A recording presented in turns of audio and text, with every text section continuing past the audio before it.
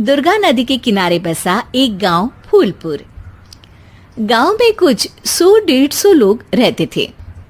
अंजलि, जो कि पास ही के जिले में रहती थी और 12वीं पास कर चुकी थी, उसके पिताजी ने बेटी को जल्दी विदा करने के लिए उसकी शादी फूलपुर गांव के मुकेश से करवा दी थी। मुकेश कभी स्कूल नहीं गया था और इस कारण वो पढ़ा लिखा नहीं था और बाकी गांव वालों की हालत भी मुकेश जैसी ही थी। मुकेश के घर में उसके माता पिता भी रहते थे। सासू माँ, मैं बाहर मंदिर तक जा रही हूँ, आधे घंटे में आ जाऊंगी। अरे अभी कहीं जाने की जरूरत नहीं है, चुपचाप जाके रसोई में रात के खाने की तैयारी करो। और ये घूंघट क्यों हटा लिया है तुमने? क्या पता नहीं कि इस गांव में औरतें बिना घूंघट के नहीं रहती। रात में अंजलि छत पर जाकर अपनी मम्मी से बात कर रही होती है। तभी गांव की 3-4 औरतें उसे देख लेती है और दरवाजे पर आकर उसकी सास से शिकायत करने लगती है।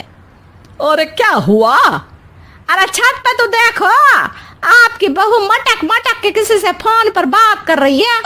दिन भर फोन पे लगी रहती है। अरे कल तो मंदिर के पास वो क्या कहते हैं, सेल्फी ले रही थी। शहर की बहू रखना अच्छा शान की बात है, पर देखना इसके लक्षण से ये तो तुम्हारे परिवार को बदनाम ना कर दे। ये पहली बार नहीं था जब सास से गांव के लोगों ने अंजलि की बुराई या शिकायत नहीं की हो। अब तो ये रोज की बात थी। अंजलि ये सब सुन लेती है। जब वो नीचे जाती है तो मुकेश भी वहां आ जाता है। सास कहती है, बेटा, लोग घर आकर शिकायत करने लगे हैं बहू के कामों की। देख लो, पति हो, संयम से रखो इसे। माँ जी, मैं तो अपनी माँ से बात कर रही थी क्योंकि यहाँ कोई बात करने लायक ही नहीं है और अब मैं माँ के पास ही रहूंगी। वहाँ क्या रहना, वहाँ बाहर के लोग तो ठीक है पर घर के लोग भी इज्जत ना दे सके। अरे नहीं नहीं अंजलि, ऐसा नहीं है, धीरे धीरे सब ठीक हो जाएगा, तुम फिक्र ना करो। अरे बस कुछ बोलना ही नहीं है, सर पे चढ़ा रखा है बहू को। सास मुकेश की नरम बात सुन के वहां से मुंह चढ़ाकर चली जाती है। मैं तो कहती हूँ हम दोनों शहर चले जाते हैं। मैं पढ़ी लिखी हूँ, मुझे वहाँ नौकरी भी मिल जाएगी और थोड़े दिनों में आप भी वहाँ कुछ काम ढूंढ लेना। अरे नहीं नहीं अंजलि, हम यहाँ ना गांव का खेत, माँ पिताजी को छोड़कर शहर नहीं जा सकते। माँ पिताजी को कैसा लगेगा और गांव वाले क्या सोचेंगे? ये कहकर मुकेश सोने चला जाता है और अंजलि की गांव वालों द्वारा बुराई का सिलसिला बहुत दिनों तक चलता ही रहता है। लेकिन अंजलि गुस्सा ना दिखाते हुए समझदारी से काम लेती है। बारिश का मौसम चालू हो जाता है। जोरदार बारिश से पूरे गांव में हाहाकार मच जाता है। दुर्गा नदी में बाढ़ आ जाती है और बाढ़ का पानी पूरे गांव की फसल तबाह कर देता है। फसल की ये हालत देखकर गांव वाले निराश हो जाते हैं और बात तो यहाँ तक पहुँच जाती है कि कुछ लोग तो अंजलि को इस सब का दोषी ठहरा देते हैं। अरे पूरी फसल तबाह हो गई, पता नहीं किसकी नजर लग गई है। अरे जब से चौधरी परिवार में ये शहर की बहू आई है ना, तब से ही गांव की शांति चली गई है। इसके कर्म कांड से माँ दुर्गा नदी भी खुश नहीं है। ये सब सुनकर बेचारी अंजलि रोते हुए अपने घर चली जाती है। कुछ दिन बाद सभी गांव वाले अपनी फसल का मुआवजा लेकर अपने अपने घर आते हैं। मुकेश भी 1500 लेकर आता है। अंजलि को जब पासबुक दिखाता है तो अंजलि हैरान हो जाती है। अरे, ये पासबुक में तो उन्होंने 4000 की एंट्री करी है और आपको सिर्फ 1500 दिए। सच में? अरे, वो सरकारी अफसर आपको बेवकूफ बना रहे हैं। सरकार की तरफ से हमें 4000 मिले हैं, लेकिन बाकी का सारा पैसा खुद ही खा रहे हैं। आप लोग के अनपढ़ होने का फायदा उठा रहे हैं। ये सब सुनकर मुकेश परेशान हो जाता है, लेकिन अंजलि उसे हिम्मत से काम लेने को कहती है और सुबह होते ही मुकेश को पंचायत कार्यालय ले जाती है और साथ में गांव के और लोगों को भी। आप सरकारी बाबू क्या गांव के लोगों को बेवकूफ समझते हैं? आपको क्या लगता है ये पढ़े लिखे नहीं है तो आप कुछ भी मनमानी करेंगे? ये बेचारे दिन रात इतनी मेहनत करते हैं, ये हमारे अन्नदाता हैं और आप इनके साथ ऐसा धोखा करते हैं। अरे क्या बके जा रही है ये लड़की, किस धोखे की बात कर रही है? अपने कांड करके नदी माँ को नाराज करके हमारा नुकसान करके इसे चैन नहीं मिला क्या? सरपंच जी, इन सरकारी बाबू ने मुझे बेवकूफ बनाया है और मेरे हिस्से के पैसे खुद चट कर गए। बस ये सुनते ही सरपंच वहां से दुम दबाकर भाग जाता है। पता चलता है कि जनपद अधिकारियों ने गांव के सरपंच के साथ मिलकर सबके साथ धोखा किया है। सब लोगों का विरोध शुरू हो जाता है और आखिर में अधिकारी सब गांव वालों के हिस्सों के बचे हुए पैसे उन्हें लौटा देते हैं और कई दिन तक सरपंच गांव में लौटता ही नहीं। अंजलि, तुम नहीं होती तो हम गांव वालों को तो पता ही नहीं चलता कि ये हमें हर बार बेवकूफ बनाते हैं। हाँ हाँ अंजलि बेटी, हमें माफ कर दो। हम सब तुम्हें बुरा भला कहते रहे, लेकिन तुमने ही आज हमें बेवकूफ बनाने से बचाया है।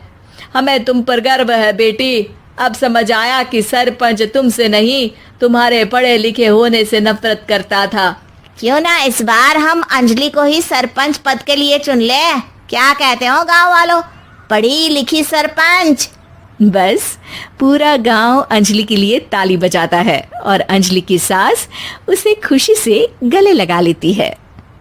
लॉकडाउन से पहले गीता के घर का नजारा कुछ ऐसा था कि रोहन ऑफिस जाता था और शिवन स्कूल।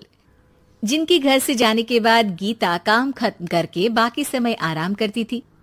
लेकिन लॉकडाउन के बाद ऑफिस और स्कूल घर में ही खुल गए और इससे गीता का हाल वो तो आपको देखने में ही मजा आएगा।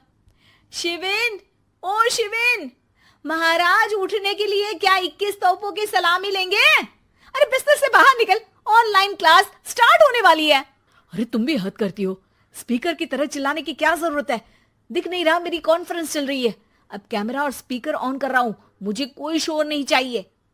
इस पर जैसे ही रोहन लैपटॉप का कैमरा और स्पीकर ऑन करता है तभी कुकर की सीटी बजती है।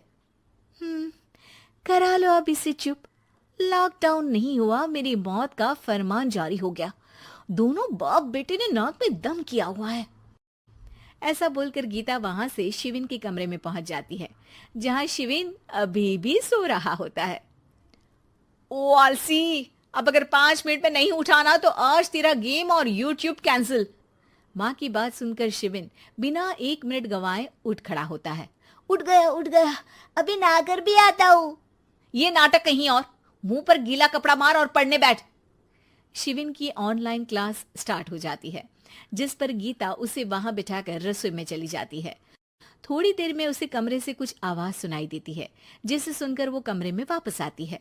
हाय राम, तुझे क्लास अटेंड करने के लिए बोला था, कैमरा ऑफ करके बिस्तर पर नाचने के लिए नहीं बोला था। मम्मी मुझे कुछ समझ नहीं आ रहा, आप बाद में पढ़ा देना ना, वैसे भी अटेंडेंस तो लगी गई है। हाँ हाँ बेटा, जरूर बन जा, तू अभी से हम सबका बाप बन जा। अरे नहीं मतलब कहाँ से लाते हो इतना दिमाग, और पढ़ाई करते हुए ये चला कहाँ जाता है? नाइस क्वेश्चन, दिमाग से पूछकर बता दूंगा। शिविन की बातों से परेशान होकर गीता उसे मारने के लिए जैसे ही आगे बढ़ती है तभी वो कमरे से बाहर भाग जाता है। अब शिविन आगे आगे और गीता हाथ में चप्पल पकड़े उसके पीछे पीछे पूरे घर में दोनों घूम रहे होते हैं। इसी बीच वो रोहन के पास पहुंच जाता है और शिविन को मारने वाली चप्पल रोहन के लैपटॉप पर जाकर गिरती है। ओए माँ! मम्मी, अब पापा को चप्पल मार रही हो? वो आज तक के रिपोर्टर, चुपचाप जाकर क्लास अटेंड कर ले, नहीं तो अगली तेरे पीछे लगेगी। इस पर शिविन वहां से चला जाता है, जिसके बाद रोहन गीता से कहता है, इस सर्कस के लिए कुछ बोलना चाहोगी? अरे क्या करूं, जब से तुम दोनों घर में रहने लगे हो, घर अपने आप ही सर्कस बन गया है और मैं तुम्हारी नौकर। कभी बेटी को संभालो तो कभी बाप के नखरे उठाओ।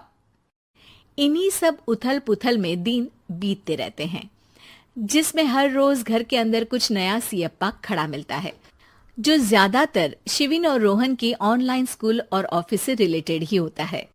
एक सुबह, शिविन चल उठ, आज की क्लास जल्दी है। कैमरा ऑफ करके आप अटेंड कर लो।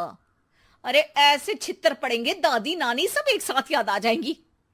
गीता की लाख मशक्कतों के बाद क्लास तो खत्म हो जाती है, लेकिन उसके बाद शिविन फोन इस्तेमाल करते हुए इंस्टाग्राम रील बनाने लगता है। रसोड़े में कौन था?